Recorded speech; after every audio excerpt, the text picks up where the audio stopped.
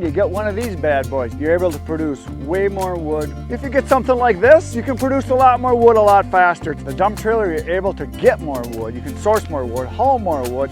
You get yourself something like this. And as you grow, get yourself one of these. A tractor, skid steer is amazing how much you're gonna use it. You will use it way more than you think. Get a couple truckloads of these. Today on In the Woodyard, I'm going to tell you how you can produce more firewood in 2025. Here we go. So there's a lot of things that you can do to make more firewood. Number one, above everything else, is to start. A lot of people talk about it. A lot of people dream about it, think about it, wish. Firewood is work, period. Get to work. You can't just talk about what your goals are. I mean, that's fine to have goals. Goals are cute. What matters is accomplishment and action. Get busy. Start today. Start cutting more. Set aside some time and cut. Set aside some time tomorrow and cut. And the next day, the next day, the next day. Work on your production, whether it's you're getting your logs, you're splitting your logs, cutting it, piling it, whatever it is you do with it. Work a little bit every day. Starting is the key to getting anywhere. You can't go on a trip unless you start moving forward. Same as firewood, you got to actually do it. And the next thing is just to keep going. Don't take off long periods of time and just think about, yeah, I got to get to that someday. I try to find a little time every day. If I've got an hour, I think, well, what could I accomplish in that hour? Well, in that hour, I could take those splits that I've got over there, scoop them up and put them into a bin. That's one job done. Or I could clean up debris from the last job. Or I could get my tools and my machinery ready. I could do some maintenance. I could grease stuff. I could sharpen chainsaws. Do the things that need to be done so that when you've got a bigger block of time, you can work on it and you can actually get somewhere. Getting ahead of the game is never going to happen, but you can prepare and do it as often as you can. Getting ahead doesn't really happen for anybody in any case. No matter how successful you are, there's always going to be more. Because like I like to say, more is always the right number. So keep cutting, keep splitting, keep moving forward, keep looking for things to do that you can work towards your goal, whatever your dream is.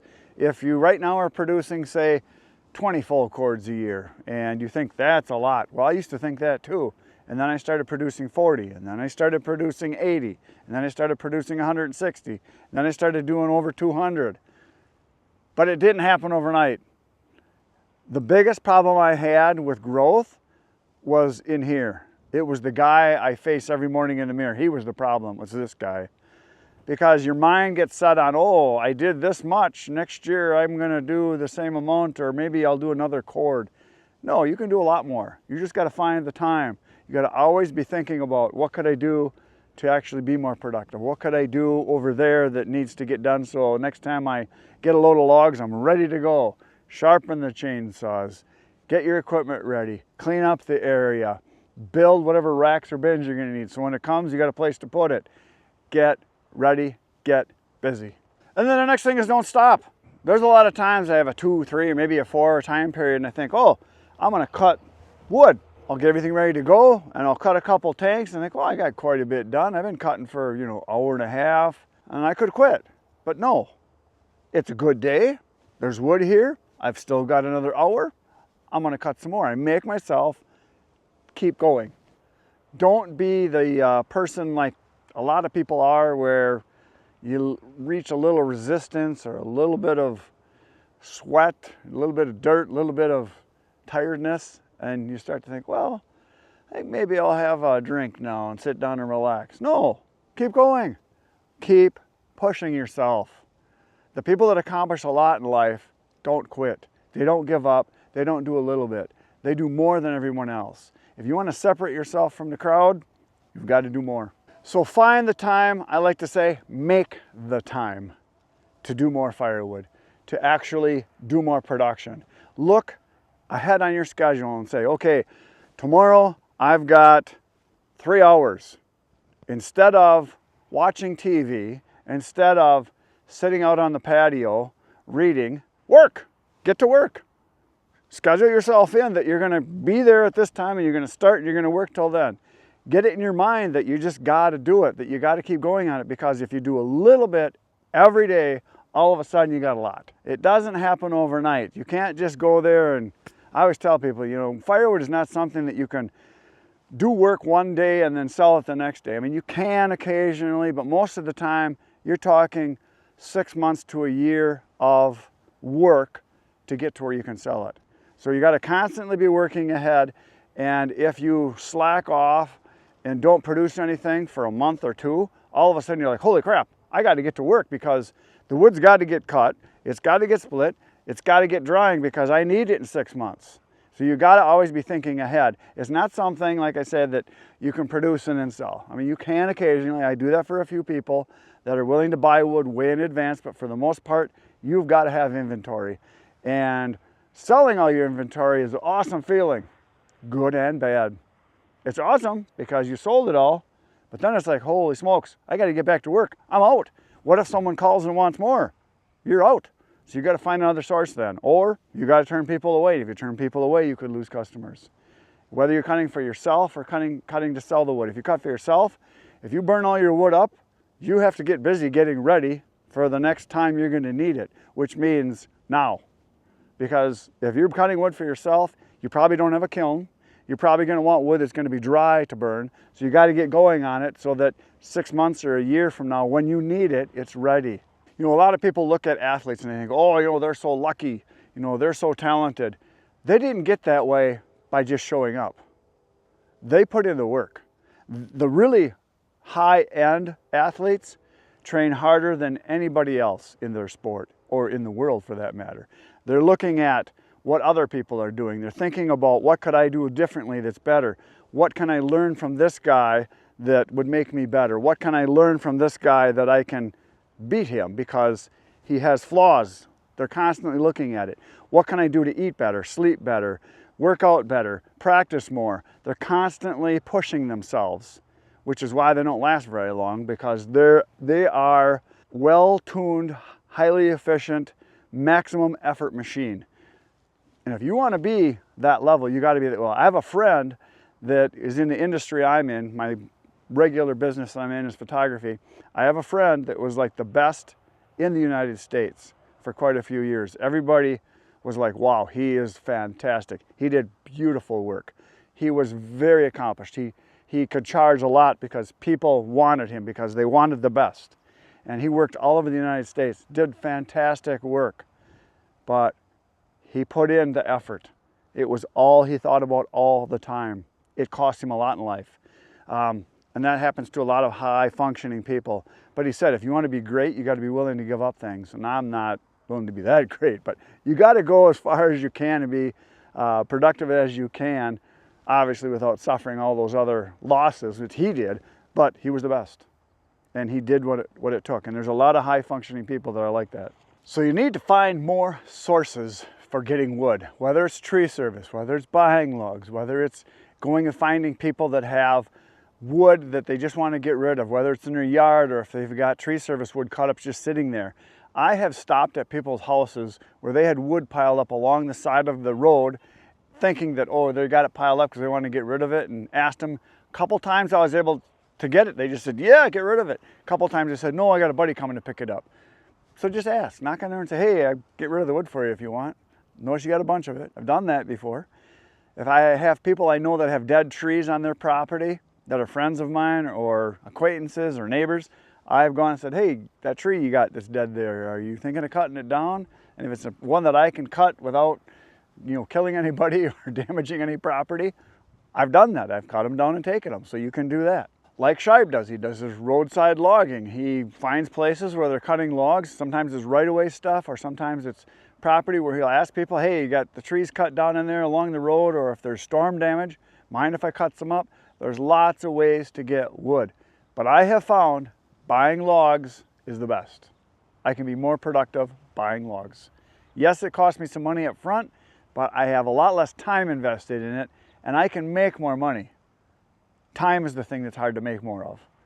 So I try to be efficient with it. The last and probably most important thing you can do is to get better equipment and better help. Better equipment was huge for me. When I went from a 455 wrench or a 50cc saw to a 70cc saw, it was like, holy crap. My brother Kent said, get rid of that little weedy saw and get a real saw, get a professional saw. Game changer. I could cut twice as much wood, twice as fast with a bigger saw. And then when I got a second saw, I was able to keep cutting because when that saw got hot from cutting several tanks through it and I needed to sharpen it, I could just grab another saw. So having 2 saws that I could rotate was huge. Then I had 3 saws. All of a sudden, now I got 7 or 8, I don't know. But I got a bigger saw yet. I got the 90cc saw, the 592. I can cut way more wood faster with that. Yeah, it's heavier, but it's faster. A more productive saw is huge. That was big. The next big thing I did was I went from a utility trailer to a dump trailer. Game changer. Dump trailer was tremendous because I was able to haul more wood, first of all, get it faster, dump it, go back and get more. When I was hand loading and unloading, that took a lot of time and effort.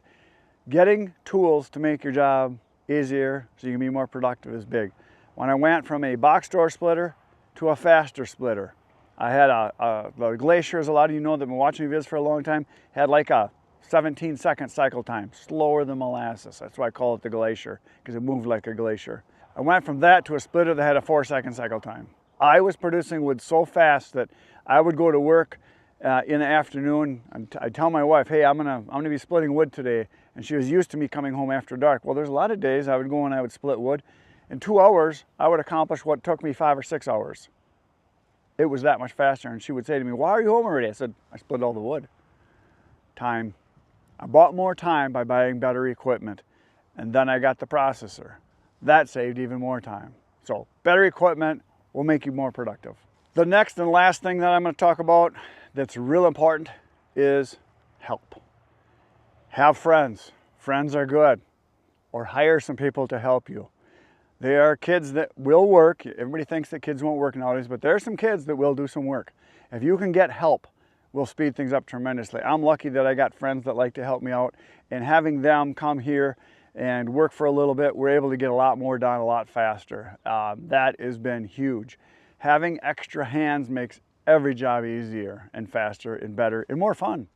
Have friends. So if you just got a cute little saw like this little 540 or a homeowner saw, yeah, you can cut wood with it. Yeah, it's light and it's pretty nice. 40 cc's, about 39, and it works good. But if you get something like this, you can produce a lot more wood a lot faster. It's a 90cc or 92cc saw. It will cut 3 times as fast. Way more wood production with a professional size big saw.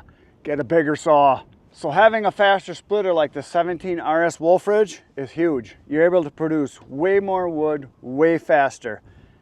Excellent machine to have. Something that you can produce wood fast. And then after that, you get yourself something like this, a vertical splitter. Able to do a lot more work easier because you can stand up, less fatigue on your body, and you can break down big rounds like this stuff you see right here, these big monsters. You can break these down, these ones that are 300-400 pounds, and you can make wood out of them because there's a lot of wood in here. Because if you got a machine like this, you can make wood faster and easier. And if it's easier, you can be more productive. And then if you get productive enough where you can produce enough stuff to make enough money to buy a machine, you get one of these bad boys. You get a processor. Basically, it is a chainsaw, splitter, elevator, all in one. All the work is done by the machine. All you do is run levers. It's awesome. You can be way more productive for a much longer period of time with a processor. This machine right here starts at like 32, 33,000, and it will pay for itself within a year easily just because of how much wood you can produce in a short amount of time. Processors are awesome. It's one of the biggest game changers I have had in my firewood business was going from a splitter only with a chainsaw to a processor. Game changer.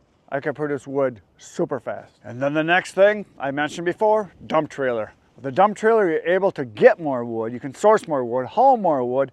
You can do less work because you can load it up and then dump it and go get more instead of hand loading and unloading with a small, say, utility trailer or just a little hauler. You can do a lot of work with a dump trailer. It has been tremendous. And as you grow, get yourself one of these. A tractor, skid steer is amazing how much you're going to use it. You will use it way more than you think. And there's so much you can do with it that you cannot do physically. It's incredible. You'll be able to be way more productive. And while you're at it, get a couple truckloads of these. You will save so much time, be so much more productive, make way more money. Buy a bunch of logs, it'll be good for you. So those 5 things, your faster, bigger chainsaw or more chainsaws, faster splitter, better splitter, more productive, processor, much more productive, a dump trailer for hauling more, and a tractor for saving manual labor. The more you can do to save your labor and your time, the more productive you'll be, the more money you'll make. Those are all big things that you can do to make more money. That's all I got for today, folks.